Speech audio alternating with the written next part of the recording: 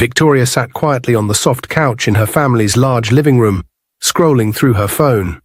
The marble floor sparkled, the chandelier above her head glowed like a diamond, and the scent of fresh flowers filled the room. But none of it made her smile. She had just returned from her friend's engagement party. Everyone was there with someone. Everyone except her. Suddenly, her younger cousin, Cynthia, walked in with a bright smile on her face. "Hello, Victoria," Cynthia said, dropping her designer bag on the table. "Still single, I see." Victoria frowned. "Cynthia, what is it this time?" Cynthia smirked. "You're older than me, richer than me, but still no man wants you. Isn't that sad? Not even a boyfriend. You have everything, yet you have nothing where it really matters. How pathetic can you be?" Victoria's eyes turned cold. "Watch your tongue, Cynthia, or I will deal with you." Cynthia laughed, flipping her long braids. "Please, get a man like my fiancé first before you talk to me. I'm getting married in 2 months. And guess what? You'll be sitting with the single women at the back. Again." That was enough. Victoria stood up. "Get out, now." "Oh, I will.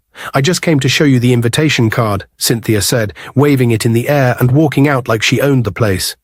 Fuming with anger, Victoria stormed into the kitchen where her mother, a soft-spoken woman in her 60s, was making tea.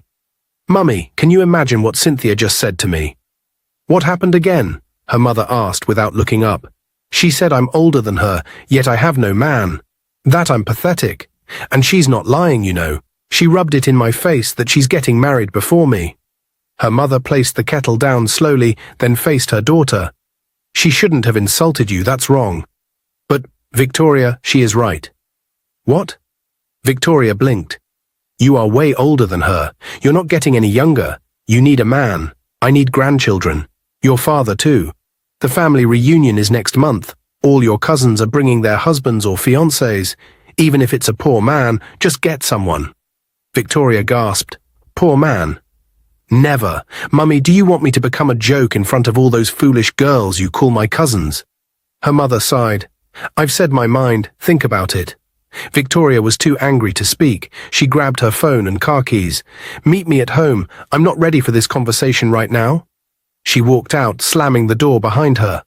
2 days later, Victoria was driving home from a shopping mall. Her mind was still troubled. The family reunion was just a week away. Everyone would be there with their husbands or fiancés. Only she would be alone, and she couldn't stand the thought of Cynthia mocking her again. As she waited at the traffic light, something caught her eye. On the roadside sat a beggar. His clothes were dusty, his hair was messy. But something about his face made her look twice. He wasn't ugly, in fact he was very handsome. She rolled down her window and stared at him. The beggar, sitting quietly with a small tin in front of him, looked up and smiled politely. "Good afternoon, madam." "Do you always sit here?" she asked. "Yes, madam. This is my spot," he replied humbly. "What's your name?" "Richard."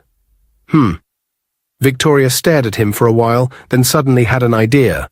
A crazy one. "Get in the car." He looked confused. "Madam?" "I said get in. I want to talk to you somewhere private." Richard looked around, unsure. "I'm sorry, madam. I can't enter a stranger's car." She smiled. "I'm not a stranger. You're about to become my fiancé." "You're what?"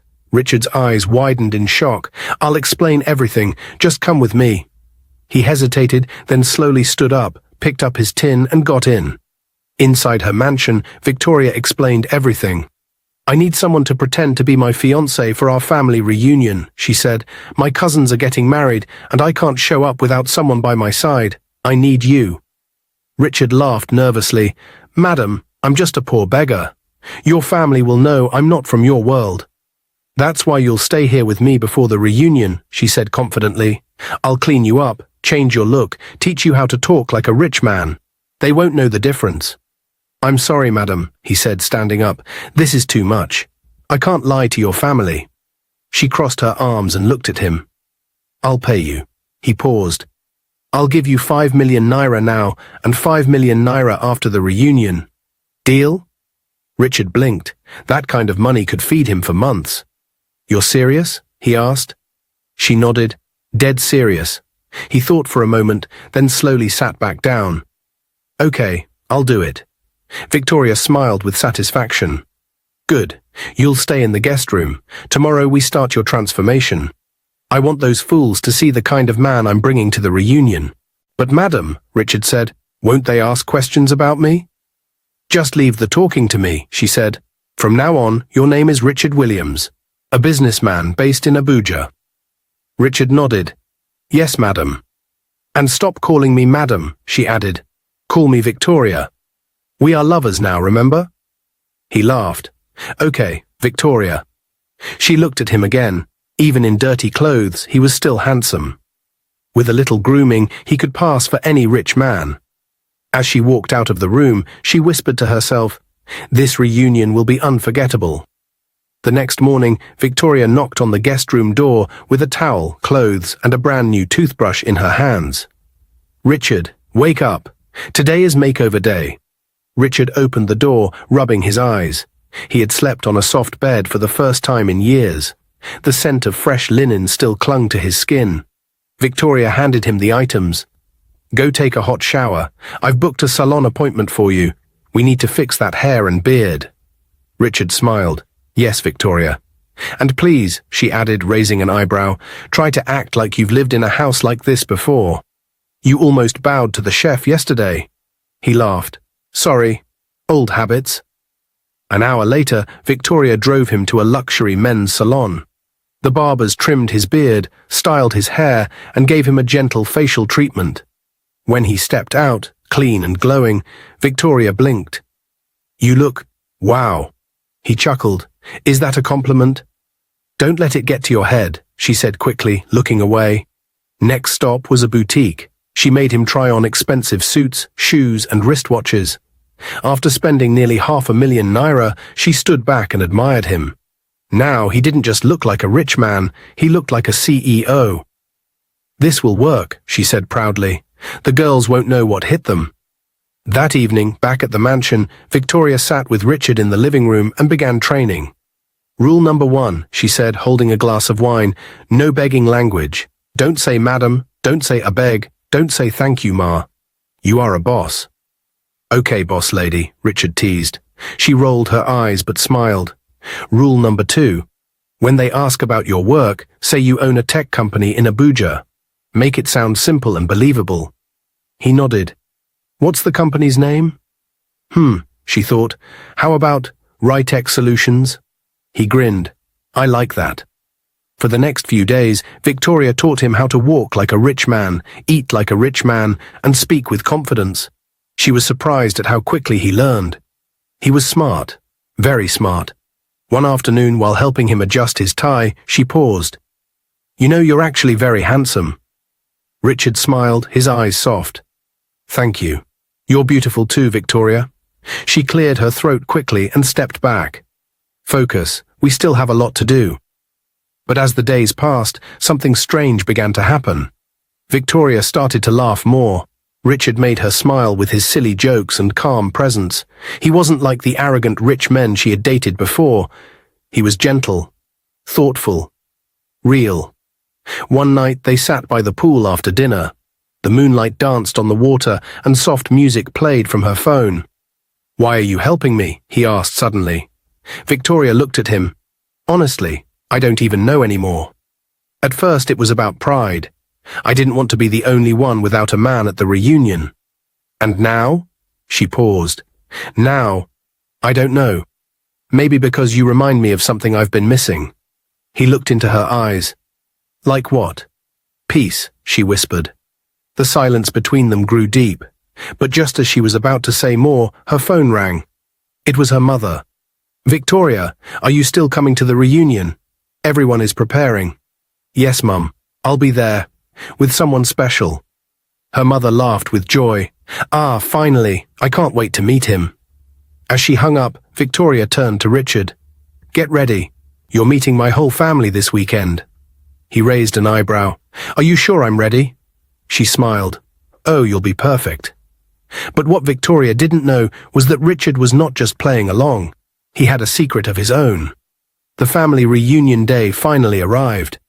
Victoria stood in front of her large mirror, adjusting her gold necklace. Richard walked in, looking sharp in a black fitted suit. He looked nothing like the beggar she picked from the street days ago. She turned to him and smiled. "Remember everything I taught you?" "Yes," Richard nodded. "Ritex Solutions, Abuha. I'm your loving fiancé. We've been dating for 6 months." She grinned. "Perfect." Together, they walked out and got into her car. The reunion was held at Victoria's grandfather's mansion. The compound was filled with cars, decorations, and loud music. Family members chatted, laughed, and greeted one another with excitement. As Victoria and Richard stepped out of the car, all eyes turned. Gasps, stares. Even the music seemed to pause. Victoria walked with confidence, holding Richard's arm tightly. They walked straight into the compound, ignoring the whispers. Meanwhile, inside the living room, Victoria's mother was talking with Cynthia's mother, Mrs. Sandra. "Ah, Evelyn," Mrs. Sandra said with a smirk, sipping her juice. "Your daughter finally came. I thought she would run away out of shame." Victoria's mother, Mrs. Evelyn, smiled calmly. "Why would she run? She's a full-grown woman." "A full-grown woman with no husband or boyfriend," Sandra said sharply. "She's older than all her cousins, yet no man wants her. Isn't that embarrassing? Look at my daughter, young and beautiful, getting married in 2 months to a wealthy, handsome man." Evelyn raised her eyebrow. "The fiancé that none of you have ever seen?" Mrs. Sandra blinked. "We've seen his pictures. He lives abroad." Evelyn laughed loudly. "Pictures? My dear, even I can download any man's photo from the internet." Mrs. Sandra frowned. "He sends her money every week. They talk on phone daily." Evelyn moved closer. "Do you know him personally? Have you seen his face on a video call? Have you met anyone from his family?" Sandra hesitated. "Well, no, but he—" "Exactly," Evelyn interrupted. "What a clown you are. You and your daughter are a bunch of fools. You're busy mocking my daughter while your own child is preparing to marry a ghost." Mrs. Sandra's eyes widened. "Watch your mouth." "No, you watch yours," Evelyn replied boldly. "My daughter doesn't need to announce her relationship all over the village. She came today with her man, and wait till you see him." Just then, the front door opened and in walked Victoria, holding Richard's hand. Everyone turned again. Whispers filled the air. Mrs. Sandra's mouth dropped open. Her daughter Cynthia, standing beside her, gasped loudly. Victoria smiled sweetly. "Good afternoon, aunties." "Mummy." "Victoria." Her mother stood and hugged her tightly. "Welcome, my child," Richard greeted respectfully. "Good afternoon, Ma." Evelyn beamed. "Everyone meet Richard, my daughter's fiancé." More gasps. Mrs. Sandra stammered, "Fiancé?" "Yes," Evelyn smiled, "and a very successful businessman from Abuja. Not some fake man hiding abroad." Cynthia's face turned red. She looked like she wanted the ground to open and swallow her. "You didn't tell us you had a man," one cousin whispered. Victoria laughed. "Some things are better shown than told." Richard smiled calmly, greeting people as Victoria introduced him. Mrs. Sandra pulled Cynthia aside. "Is this true? He looks real." Cynthia's voice trembled. I don't know, Mum, but he looks rich and real." As the family took pictures and talked with Victoria and Richard, Cynthia stood in a corner, silent, biting her nails. Victoria walked past her slowly and whispered, "Not so funny now, is it?" Cynthia turned away in shame. Evelyn, meanwhile, stood tall and proud. Her daughter had won the day, and without shouting or showing off. But little did they know, the real twist was yet to come. The reunion continued with laughter, food, and endless conversations. Everyone wanted to know more about Victoria's handsome fiancé. Richard played his part perfectly, charming, respectful, and confident. Even Victoria's cousins, who used to mock her, now admired her silently. But Cynthia was not at peace. She sat in a corner, pretending to scroll through her phone, but her eyes were fixed on Richard. Something didn't sit right. Just a few weeks ago, Victoria had no boyfriend. Now she shows up with a prince in a suit. She leaned closer to her mother. "Mum, I don't trust that guy." Mrs. Sandra frowned. "Why? He's too perfect. What if he's a fraud? What if he's just acting?" Her mother sighed. "Cynthia, not again. You already embarrassed us enough. Let it go." But Cynthia wouldn't.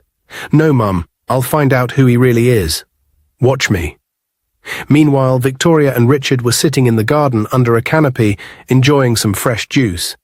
They laughed and whispered like a real couple. Victoria couldn't believe how happy she felt. For the first time in a long while, she didn't feel judged. She didn't feel lonely. She felt seen. "You've done well," she said, sipping her drink. "I owe you a big thank you." Richard looked at her softly. "It's okay. I've actually enjoyed this." Victoria smiled. "You're not bad company yourself." Suddenly, Richard's phone buzzed in his pocket. He frowned. Victoria noticed. "Is everything all right?" He stood quickly. "Excuse me, I need to take this call." He walked behind the building, out of sight. Once he was sure no one could hear him, he answered. "Hello?" "Sir," said a voice. "Where are you? The board meeting starts in 60 minutes. "I told you I'm taking a few days off," Richard replied in a low voice. "We understand, but there's an issue with the Ghana project. Investors are panicking." Richard rubbed his forehead. "Handle it. I'll return by Monday. Just calm them down." "Yes, sir." He ended the call and sighed. Everything was going well, but he knew this couldn't last forever. He was falling for Victoria, and she had no idea who he really was. After the family reunion ended, Victoria and Richard drove back home in silence. It wasn't an awkward silence. It was the kind of silence that came with deep emotions.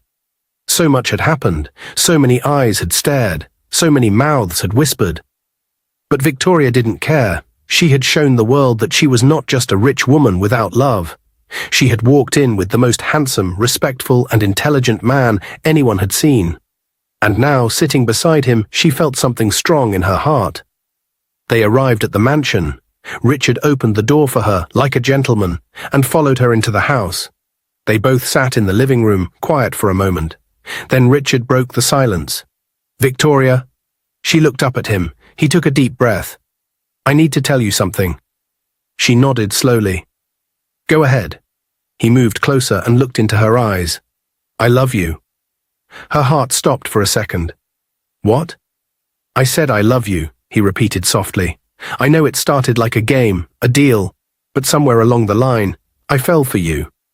You're strong, beautiful, proud, yet kind. I've never met anyone like you." Victoria blinked. She had been waiting to hear those words. She just didn't expect them tonight. Tears filled her eyes. "Richard, I love you too. I've been waiting for you to say that. Please, stay. Don't leave." He looked away, thinking for a moment. "I have to go on Monday," he said quietly. "There are things I must take care of. But I promise, I will call you, and I will visit you often." She held his hand. "Just promise me one thing. Anything. Never go back to that street, the place I found you. Please, never sit there again, never beg again, even if things get hard." He smiled gently. "Never. I won't even pass that road. The money you gave me is enough to start a small business. You saved me, Victoria. I'll never forget that." She moved closer and hugged him tightly. "You saved me too," she whispered. He looked at her, brushed her cheek gently with his fingers, then leaned in and kissed her softly. She didn't pull away. Instead, she kissed him back, holding him right, like someone she never wanted to lose. That night, they stayed up talking and laughing, like two people who had known each other forever. There was no more pretending, no more acting, just real love between a rich girl and the man she once thought was just a beggar. But deep inside Richard's heart, one thing kept bothering him. He hadn't told her the whole truth. He wasn't starting a small business. He already owned one of the biggest companies in Africa. He wasn't a beggar by mistake. He had been hiding on purpose, and soon the truth would come out. But for now, he just wanted to enjoy the moment.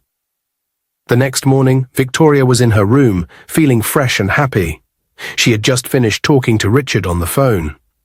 He told her he had arrived safely at his apartment and promised to call her again later in the evening. Her heart was full of joy. Suddenly, her phone rang again. Cynthia. Victoria rolled her eyes and sighed. What does this one want again? She answered the call and placed the phone on speaker. What is it, Cynthia? She said without greeting. Cynthia's voice came sharp and proud. I just called to remind you that my husband-to-be is far more handsome and richer than that fake CEO you're parading around. Victoria burst into laughter so loud. "You must be dreaming," Victoria replied between laughs. "Cynthia, how can you be so confident about a man you've never even met?" "I've seen his pictures," Cynthia snapped. "Oh, please," Victoria clapped her hands in mock praise.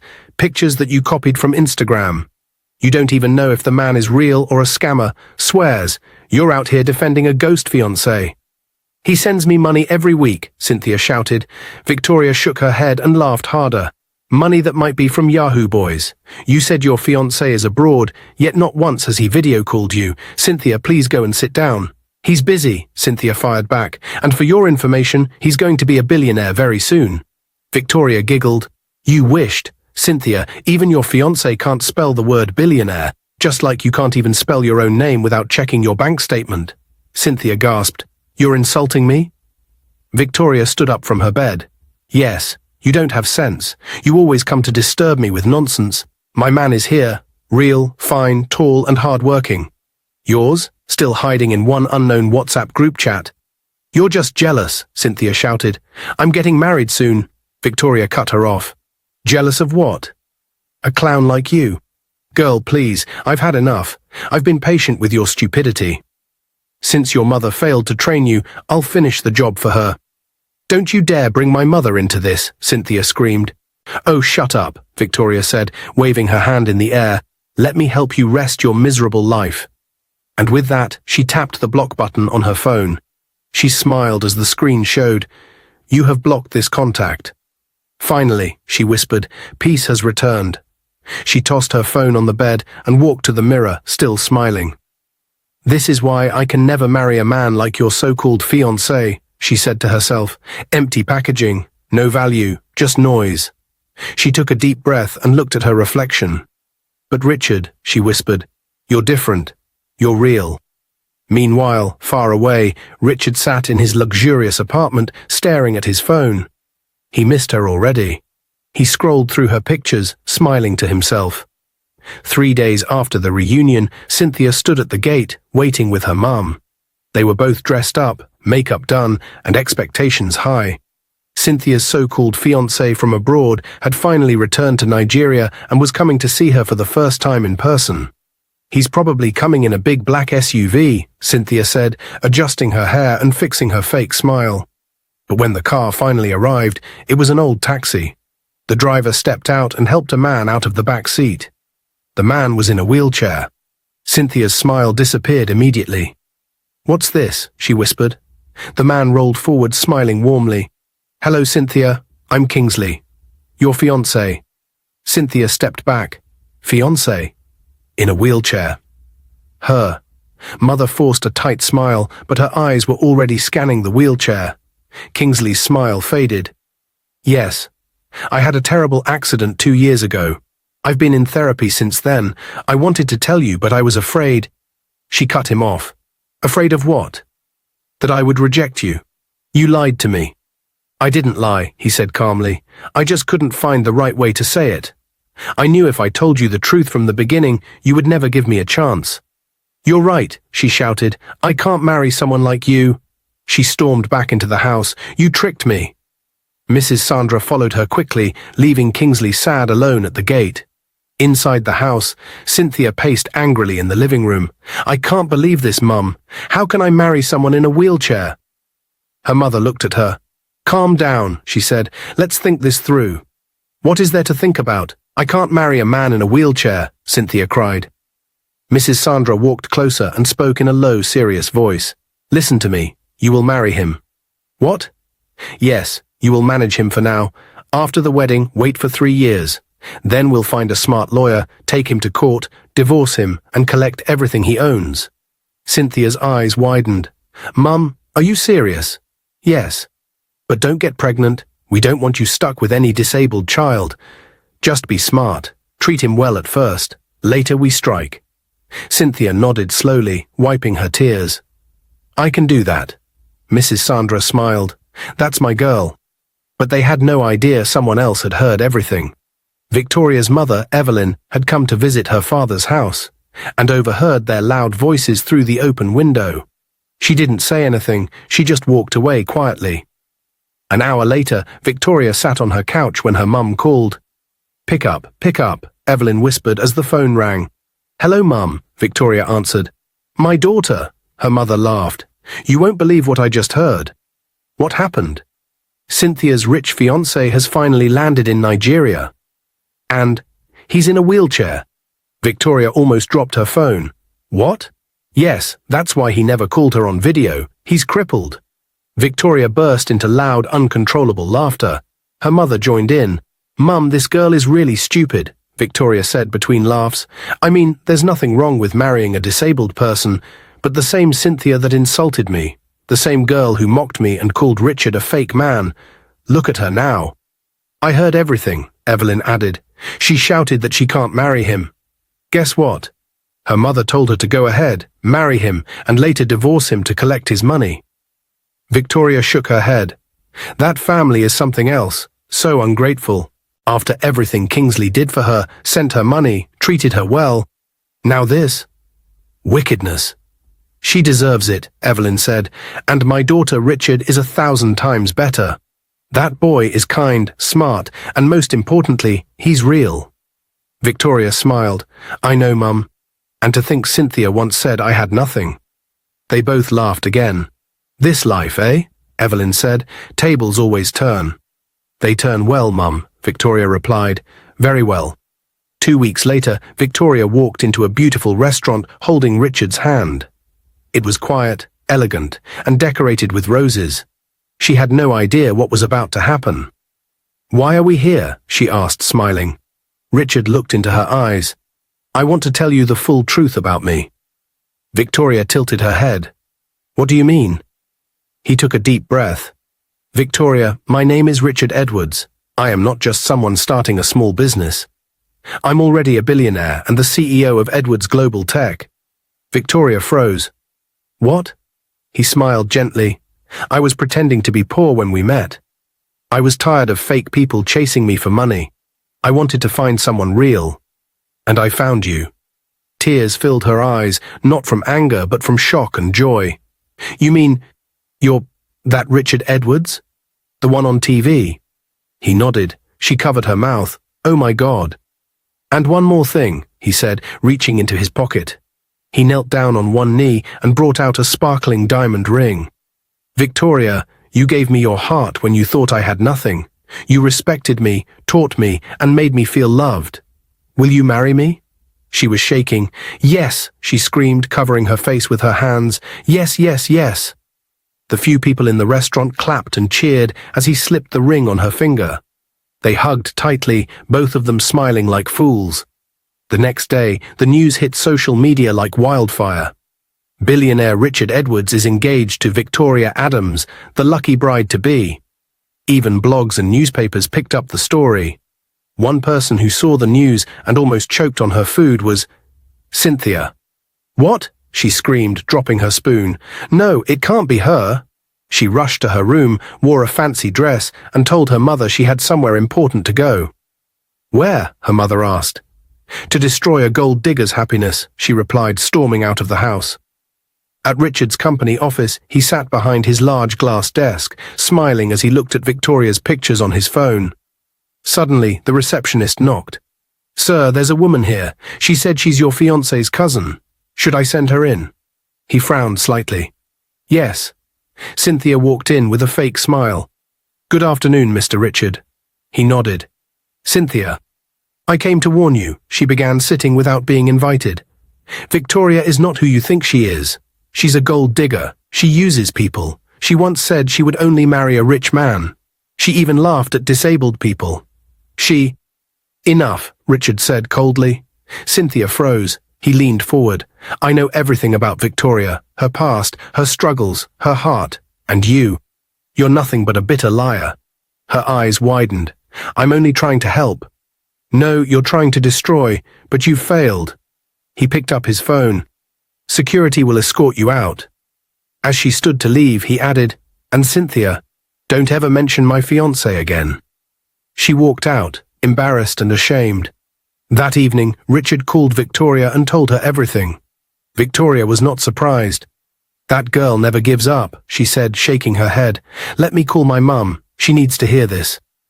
10 minutes later, Victoria's mother, Mrs. Evelyn, called Mrs. Sandra, Cynthia's mother. She didn't hold back. "So your daughter had the guts to go and lie to my daughter's fiancé?" Evelyn barked. "Do you people ever learn shame?" "Evelyn, calm down." "Don't tell me to calm down. Your daughter is as useless as your parenting. You people insulted my daughter, mocked her, and now that she's happy, you want to destroy it." "She was only trying to lie. She was trying to lie, just like you told her to marry that poor crippled man and then divorce him to steal his money. What kind of mother are you?" Sandra was silent. Evelyn continued, "Let me warn you, if your daughter comes near my child again, I will personally disgrace her in public. Tell her to face her own fake fiancé and leave mine alone." She ended the call without waiting for a reply. Cynthia sat in the living room of her house, sulking. Since her last attempt to destroy Victoria had failed, nothing was going right for her. Kingsley, her fiancé, had not called her for days. She hadn't seen him either. Suddenly, the front door opened. Kingsley rolled in, but this time not in a wheelchair. He walked in, on his 2 feet. Cynthia jumped up from the chair, her eyes wide. "You can walk." Kingsley stood tall, calm and confident. "Yes, I can."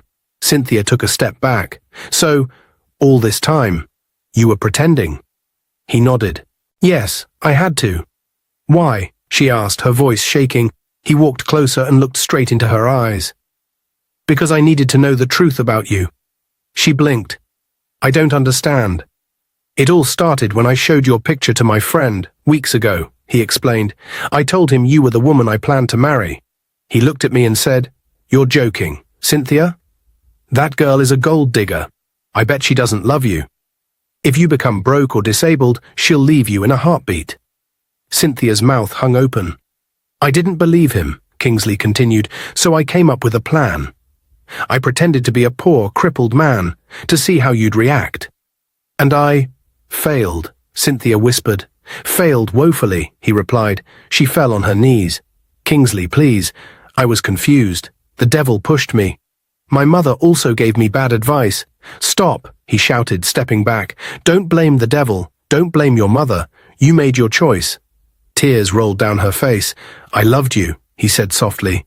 "Even with what I heard, I still wanted to give you a chance. But you showed me your true self. Please don't leave me," she begged, holding his legs. "Please, I can change." "It's too late," he said. "I don't want a wife who sees disability as disgrace. I want a woman who values people, not their pockets." He turned and walked away, leaving her on the floor, broken. Cynthia sat alone at the back of a dark, quiet bar. Her heart felt like a stone in her chest. The news of Victoria's engagement to a billionaire was everywhere. The internet, blogs, even their street gossipers couldn't stop talking about it. She had lost everything. The man she thought would change her life had walked out on her, exposed her, and disappeared. Her plans had failed. Her pride was crushed. She raised another glass of alcohol and gulped it down. "Another one," she told the bartender, slurring her words. "Miss, you've had enough," the man said softly. "I said another one," she shouted. He sighed and poured her one more shot. After her 5th drink, Cynthia staggered outside. Her eyes were red, her makeup ruined, her clothes stained with dust and sweat. She could barely walk straight, but she managed to get a bike to take her home. That evening, Cynthia pushed open the front door and stumbled in. Her mother, Mrs. Sandra, was sitting on the couch. When she saw Cynthia, she frowned. "Where are you coming from looking like that?" Cynthia didn't answer. She walked in slowly, then suddenly turned with tears in her eyes. "You destroyed me." Mrs. Sandra raised an eyebrow. "What are you talking about?" Cynthia pointed a shaky finger at her. "You destroyed my life with your lies, your bad advice, your wicked training." "Cynthia, stop." "No," she shouted. "You told me to fake love. You told me to marry and divorce him for money. You told me not to get pregnant just in case the child is disabled." Mrs. Sandra stood. "And you listened because you're stupid. Don't blame me for your own foolishness." "I dislike you," Cynthia screamed. "I should have followed my heart. I should have married a good man. But no, your greed ruined me. Now I've lost everything." Without thinking, she reached into her handbag, pulled out a small pistol, and raised it. "You ruined me," she shouted, shaking with anger. "Everything I lost is because of you." Before her mother could speak, Cynthia pulled the trigger. Her mother dropped to the floor. Cynthia stared at her body with a blank face, no tears, no guilt. She walked slowly to the chair and sat down, breathing hard. But a neighbor had heard the gunshot. Within minutes, the police arrived, knocked down the door and rushed inside. They found Cynthia sitting calmly beside her mother's body, still holding the gun. One officer shouted, "Drop the weapon." She did not argue. She dropped it, raised her hands and said coldly, "She deserved it." She was handcuffed and dragged out of the house. 2 weeks later, Cynthia was sentenced to 20 years in prison for unaliving her mother.